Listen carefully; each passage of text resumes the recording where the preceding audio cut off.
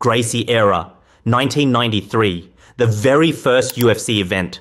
Most people expected a boxing slugfest or maybe a karate high kick showdown. Instead, they got Royce Gracie, 170 pounds of Brazilian jiu-jitsu sorcery, pulling off submissions the audience didn't even have names for yet. This man didn't throw punches. He didn't need to. He tapped out giants, wrestlers, and strikers with triangle chokes, armbars, and rear naked chokes, all while wearing a ki. It was quiet, methodical, deadly. The world realized for the first time, fighting on the ground isn't just effective, it's dominant. This era wasn't about highlight reel knockouts, it was about flipping the script. The Gracies turned MMA into human chess, and Royce was the grandmaster. It wasn't flashy, but it was a cultural shift. And the shockwaves still felt today every time a striker gets taken down and mauled. Tito Ortiz era. The early 2000s were rough for the UFC, but then came Tito Ortiz. Part wrestler, part villain, part walking flame shorts. He brought charisma, controversy, and chaos to a sport still trying to find its identity. Tito wasn't just a brawler, he was a showman. He'd ground and pound opponents into paste, flex over their broken bodies, then talk trash at the press conference like a pro wrestler. Feuds with Ken Shamrock and Chuck Liddell helped put eyeballs on MMA when the UFC desperately needed attention. And let's be honest, the dude sold fights better than anyone else at the time. He was the first mainstream MMA star with that love him or hate him factor. In many ways, Tito walked so guys like Conor and Colby could run. Fedor era. While the UFC was building stars, Japan had a myth. Fedor Emelianenko didn't look like a fighter. He looked like someone's sleepy uncle, but the moment the bell rang, it was violence on tap. He threw punches like missiles, slammed giants like they were toddlers, and shrugged off damage like it was a light breeze. In pride, Fedor tore through a murderer's row of heavyweights. Crow Cop, Big Nog, Mark Coleman, all victims of his quiet storm. He never fought in the UFC, but that didn't matter. Fedor was the symbol of MMA greatness overseas.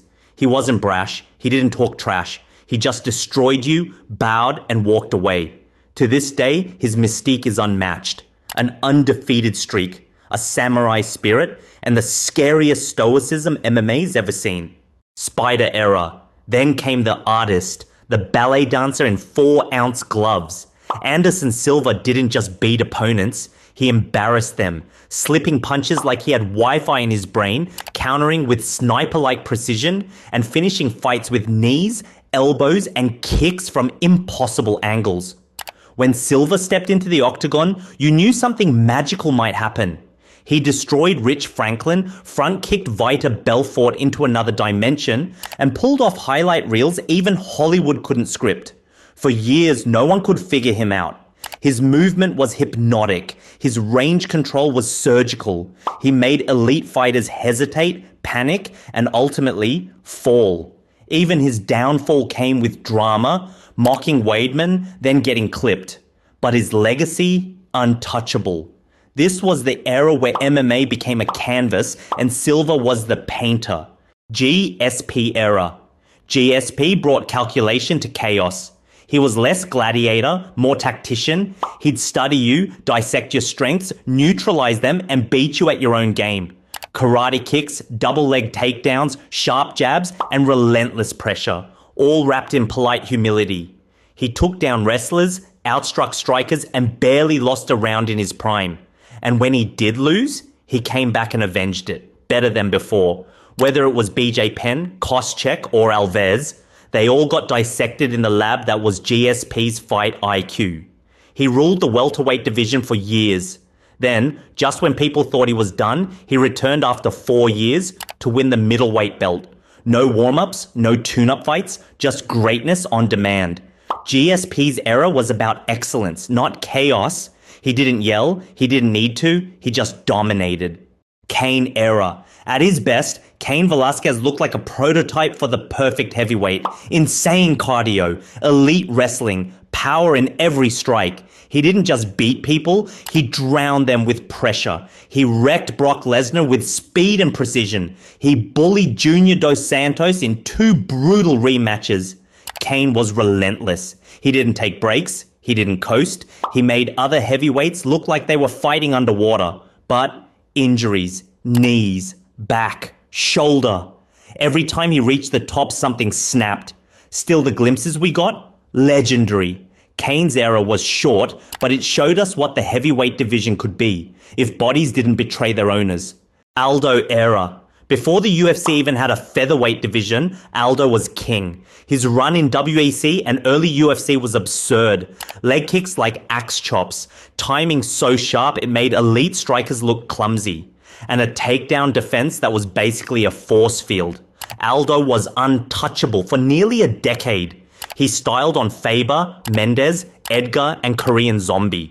Then came that one punch from McGregor, 13 seconds that turned history upside down.